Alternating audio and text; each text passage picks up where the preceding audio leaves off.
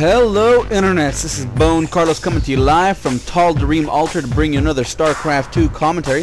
The players today are going to be Prozak spawning as the red Zerg. His opponent is going to be alarM with a capital M, because that's how serious that alarM is, and he is going to be spawning as the blue Terran. So we're going to see a good old-fashioned PvT on alarM Altar, and one that favors actually the Zerg for about 5%. So it's about a 55% win rate for the Zerg on this map, and I would say mainly due to the fact that it's easy to grab your natural expansion. You do have rocks, destructible rocks at your third, but other than that, there are plenty of wide open areas to engage your opponent from, and plenty of different avenues of attack do surround. And as you know, surrounding a Terran army as a Zerg player is a-okay in my book. So that's probably why there's a bit of a difference in that win rate. Other than that, alarM Altar is very basic, straightforward, as I already stated.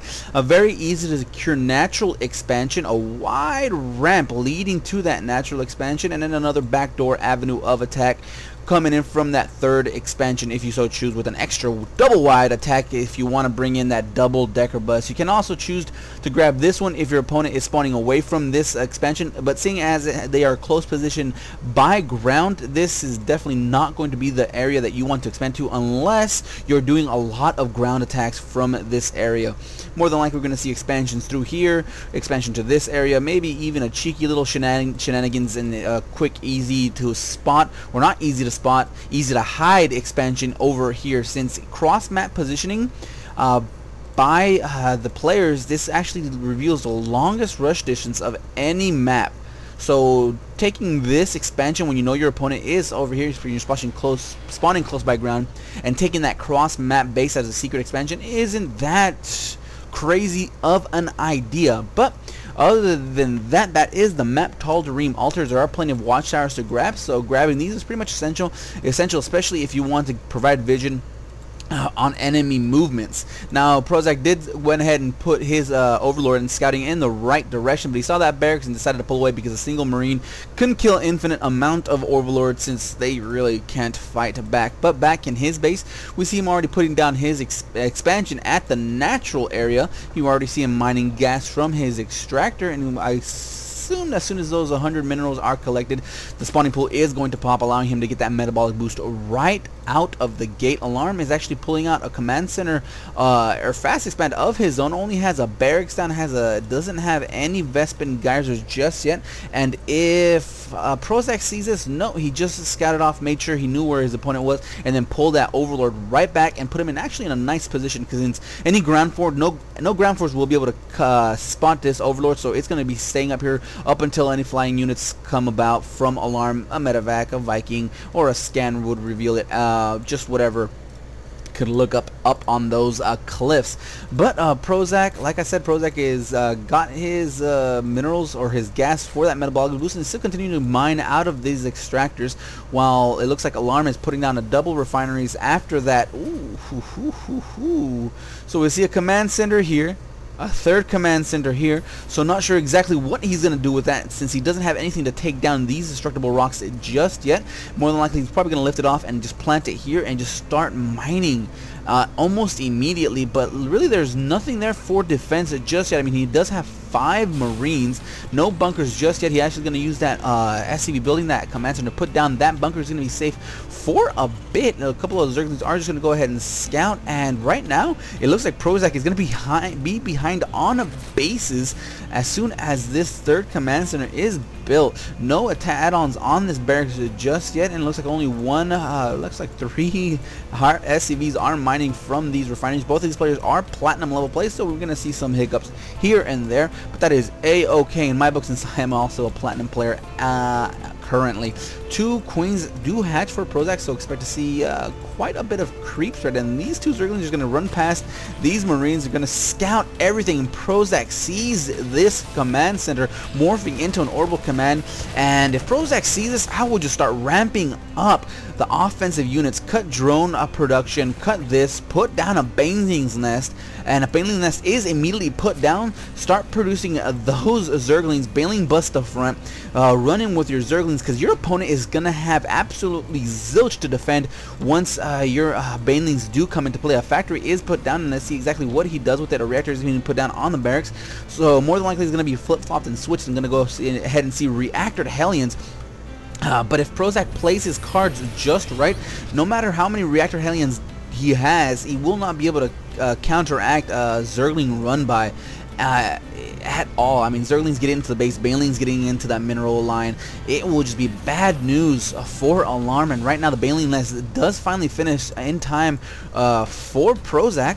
Still just harvesting out of one extractor. I would like to put him down a second extractor just yet. I would like to see that extractor put down a few minutes ago to let him have the gas necessary to start mass producing those Banelings. A huge swarm of Zerglings are going to go ahead and cross the map along with 6 more, 2 more, 16 more are queued up. They're going to go ahead and probably going to stop right here and morph straight away into Banelings. We see 24 Zerglings. We see a couple of Hellions are going to push forward, but they're going to be surrounded. And it looks like, no, they're going to pull back and fall back, and right now it looks like Prozak is going to get a nice surround, and no Zerglings were really destroyed. A lot of them were put into red. The Banelings have been put up into use. Panic mode buildings are being done. Those that supply depot was taken down very, very quickly. Looks like the Zerglings do try to get us around on that bunker. Finally, the Banelings do get into it, bring it down, no problem. And more Zerglings are going to go ahead and swarm in, going to go ahead and take care of anything and anything in their way. They're going to go ahead and get a nice surround on those Hellions. The Hellions are going to go down, and a single Baneling still survives. Another Hellion does pop. A bunker is put down. 2 bunkers are put down, emergency bunkers, but there is nothing to fill them. And those Zerglings are just going to go ahead and do as much damage as possible. There are going to be Marines being put down, and they're all being rallied into the bunker. But right now, the Zerglings are just going to focus down on the bunkers. That's not what you want to do, Prozak. You got into your enemy base. You want to take down the SCVs. Forget the bunkers. Run by and attack the SCVs. Do the damage that you need to get done, and try to stay away from the bunkers. Stay away from the Hellions. And right now, you did the damage done. Looking at the units lost tab, we see the resources are about the same. Units lost definitely favor in alarM's corner, but looking at the workers killed count, 17 workers killed for Prozak. That is exactly what he wanted to do. And right now, producing Banelings, producing Zerglings is not what you want to do. You want to macro up. You want to take down these destructible rocks, put down an extra hatchery, keep droning up, and get yourself that economic lead that you gave yourself at the moment. Trying to bust this front yet again and again will just cause you to lose that larva that you could instead be using on those drones. And looks like another Hellion push is going to happen. alarM doesn't want to get surrounded. It looks like 1 Hellion does go down, and alarM is going to go ahead and force the retreat. Prozak is feeling the same pressure. He feels the burn. He feels the heat. It looks like he wants to get another surround, but not quite. Those Banelings are going to go ahead and rush forward. A nice little split by alarM. Doesn't save everything just yet, and it looks like 3 Zerglings do manage to survive, but those Marines do pick them off easily enough. So a bunch of reactors do go down on these barracks, and looks like alarM is finally feeling secure and safe enough to put down his orbital command back at his natural expansion. And while at the same time Prozak takes his 4th expansion, aka 3rd, but not taking down these destructible rocks just yet. I would actually like to see the units that he used to try to bust this front be used to take down these destructible rocks. Keep that creep spread going. I would actually like to see the creep spread here around this area with all those queens that you have, and just focus mostly on macro. I mean, it's great that you did a bunch of economic damage. You put alarM back into a corner, pretty much made those 3 orbital commands that he built null and void, but at the same time you pretty much didn't help yourself in the long run. Yes, you did the damage necessary, but you didn't help yourself macro wise. Roaches are finally going to pop and going to go ahead and get to work immediately on these destructible rocks, but these should have been taken down 2-3 minutes ago. The Hellions are going to go ahead and scout around and see exactly what's going on in Prozak's base. They're going to spot these destructible rocks and is going to say, haha, I am quite a bit safe at the moment. alarM scouts that, and looks like he's going to go ahead and rally and head back home, and he's going to go ahead and stick at the front and make sure that creep spread doesn't get beyond the ramp area of Prozak. He does have plenty of larva stocked up and have plenty of minerals stocked up as well. Minerals and gas. So he has a macro hatch going. He has that vomitage of the larva going. He has plenty of larva going around, and it still looks like he's just going to use those use those queens to try to take down those destructible rocks. A couple of volleys do take care of these hellions, and finally this fourth, aka third, is up and running with a queen popped as well. But at the same time, alarM is putting down his third with those OP mules. Are going to go ahead and be interested to see exactly what the economic count is. 47 harvesters for prozak, 31 for alarM. But as you can see, alarM leads him in the mineral count, so that shows you the power of the mules. And right now this is where the Terran forces are most dangerous. Drops are going to be in effect, and right now it looks like prozak's forces are stacked in the front of the base, actually trying to go ahead and mass up and destroy these destructible rocks. They are going to go down, but this is where you want to stay on top of a Terran forces. They are going to do drops galore. They're going to do this, especially when they feel they're behind, and it looks like prozak actually did spot this with this single Overlord spotting. He's going to go ahead and be prepared. The drop does occur, but the roaches there, the zerglings are there, and with pure marines, I don't think this is going to be enough to hold it down. It looks we're just going to have to wait and see if the stim is going to be enough. Prozak does split his force. He's going to go ahead and push forward, get a nice surround, and alarM immediately senses the danger. He's going to go ahead and set a step and do as much damage as possible to the zerg forces, and it looks like the marines have put themselves into a corner, but the roaches are very, very powerful, especially with the queens are pushing away these medevacs. And finally, Zerg is triumphant. I would actually like to see him put down this fourth base ASAP. Another drop does go ahead and heal up those marines, but the losses count, it looks like it's going to go ahead and swing in the favor of prozak. That attack was just ill-fated from the beginning, especially since prozak scouted that with this single overload. So right now alarM needs to take care of these overlords, get himself some mat control, keep doing that drop, and for crying out loud, just start scouting everywhere, especially if you feel yourself that you are behind. Siege mode is done. That siege tank is on the way, but pure medevacs, MMM, actually pure MM with S, so MMS, these zerglings are just going to get obliterated. They do not stand a chance, especially since they were just on a move. Prozak does pull back his roaches, and now the food count is basically around the same. Double evo chambers and +1/+1 is going to finish, while in alarm's side we actually see no upgrades just yet. The siege tank is enabled, but prozak is there to save pretty much all of his drones. He pulls them back just in time. The siege tank does only have 1 kill currently, and a scan does reveal most of these creep tumors. He's going to go ahead and take care of that creep spread.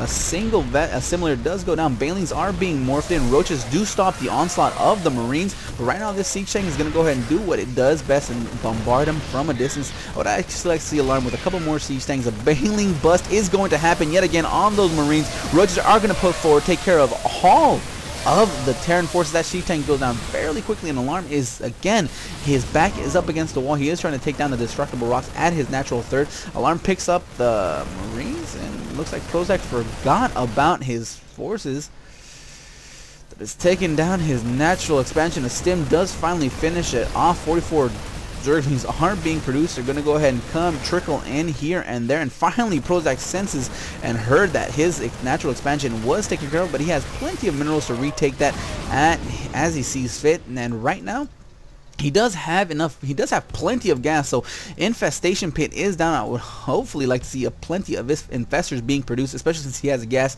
to be able to do that. Re-spread that creep. You have plenty of queens, you have plenty of gas, you have plenty of minerals to put down that drones, and 15 banelings are being morphed in. So it looks like an attack on the front is happening, and these paltry force by alarm, only 3 medevacs. Once these banelings get into the way of these marines, those roaches and zerglings are going to just finish up all of the rest of them. Bombardment starts happening from the siege tanks. Banelings get into the way of the marines of alarm. They pull back to try to save themselves as much as possible, but the roaches are there. They take care of most of the siege tank, and it looks like prozak has enough of that and pulls back. He doesn't want any more to do with that attack, well, mainly because there is a drop happening. No infestors just yet. The infestation pit is going to go down. The Lero is morphing into a hive though, so he is going to be hunky-dory on that, and 2 queens go down. Looks like he's going to stand forward, take care of that baneling's nest, and it looks like alarm is safe to say pretty much gathered his forces up and pretty much scrapped himself back into fighting trim. He's going to go ahead and pick away at these drones. Looking at the workers killed count, we see 12 for alarm. Finally, those roaches there do happen. They do start finishing up Marines, and minimal losses for Prozak. Another infestation pit is going to go down, but another a push forward from the front. Those evo chambers are going to go down. Multi-pronged attack happening left and right. It looks like Prozak cannot keep up with this, and it looks like alarM is having himself quite a nice lead at the moment. 132 supply, 295. Those siege tanks are causing the world of hurt. Already this has 9 kills, and Prozak is forced to GG and leave the game. And I believe the tail of the tape is really the units lost at 13,000 minerals lost for Prozak. alarM only lost about 8,000, almost three times as much units lost. And really, it was just faulty attacks and just attacks when it shouldn't have happened. He was in the lead after that initial bailing bust that he happened when he saw those 3 command centers and orbital commands. He should have just macroed up, got up to about those 90 drones that you really want. Since right now he was only at 74 and this was at 20 minutes, you want to have that around 9 to 10 minutes, especially after you do so much economic damage to your opponent. And alarM just did what the Terrans do best: multi-pronged attack, drops, this and that. So that was it. That was it for this cast. I hope you guys enjoyed. If not, leave a comment down below on what I could do to make these more enjoyable for you. Other than that, I'm gonna get on out of here.